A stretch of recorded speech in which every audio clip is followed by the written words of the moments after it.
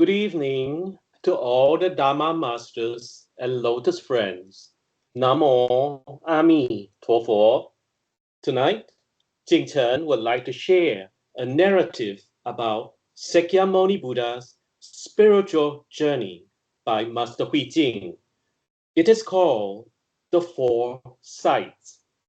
The story of Shakyamuni Buddha, known in the West as the Four Sights, describes the pivotal experiences that led Prince Siddhartha, who later became Shakyamuni Buddha, to renounce his royal life and become a monk. From a young age, Shakyamuni Buddha was inclined to meditate and contemplate the world, seeking to understand the deeper truths of the universe and human existence.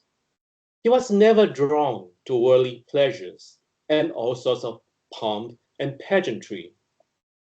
As crown prince, Siddhartha's contemplative nature was a source of concern for his father, the king. But traditionally, it is said that the king sought to shield the prince from the sufferings of the world.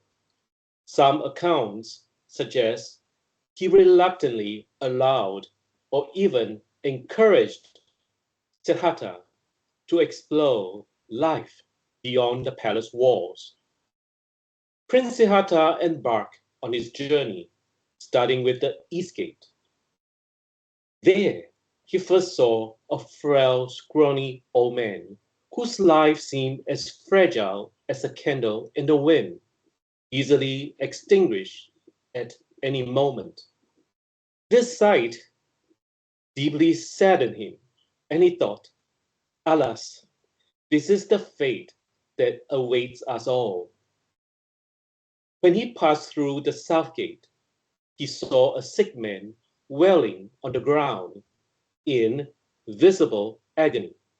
The sight was deeply disturbing, and Shakyamuni Buddha sighed and thought, it is inevitable that humans will fall ill.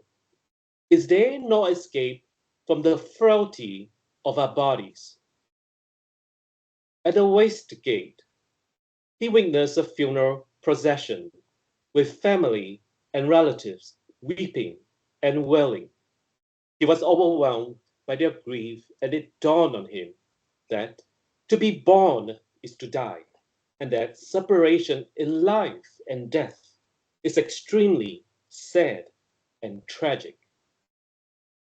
At the North Gate, he saw a monk who appeared serene and at peace, radiating a sense of joy and equanimity.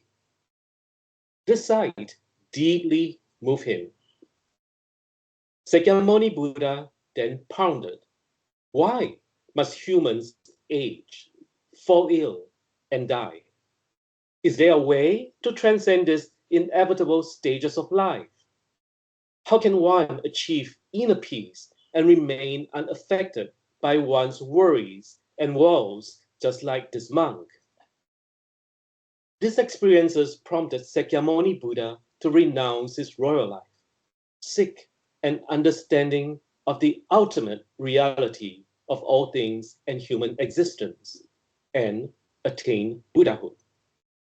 As a fully enlightened being, he possessed the three bodies: the Dharma body, reward body, and transformation body, and the four wisdoms: the great mirror wisdom, universal wisdom, wonderful observing wisdom, and perfecting wisdom. The five eyes: the physical eye, heavenly eye, wisdom eye, Dharma eye, and Buddha eye, and the six supra-normal powers, namely the power to be anywhere at will, to see anything anywhere, to hear any sound anywhere, to know the thoughts of other minds, to know past lives, and to eradicate illusions and earthly desires. In addition, he could recite countless dharanis. In essence, the foresights encountered by Shakyamuni Buddha inspire him to proclaim Dharma, to liberate all sentient beings. Birth, aging, illness, and death are the inevitable stages of life. Whether rich or poor, wise or foolish, whether born in heavenly or human realms, or in the three wretched realms, all who live must die. No being escapes this fate. A verse says, "What has become of the mighty rulers and high officials of yesteryear? Their wives, children, wealth, and honors are now but dust in the wind." When one draws one's final breath, all titles and fame become things of the past. It makes no difference whether one was an emperor, prime minister, or any person of rank. Everything that once belonged to them, spouse, children, property, whether movable or immovable, loses its meaning.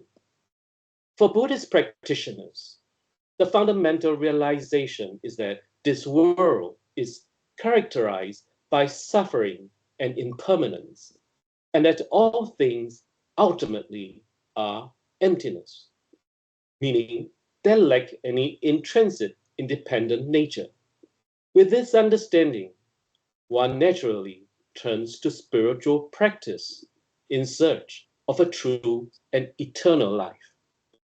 How can we transcend aging, illness, and death and free ourselves from sorrow and afflictions? This is precisely the purpose of the Amitabha recitation practice. By reciting the name of Amitabha Buddha, our rebirth in the land of ultimate bliss is assured. Once reborn there, we escape the samsara of the three domains and six realms, freeing ourselves from aging, illness, death, and all forms of suffering.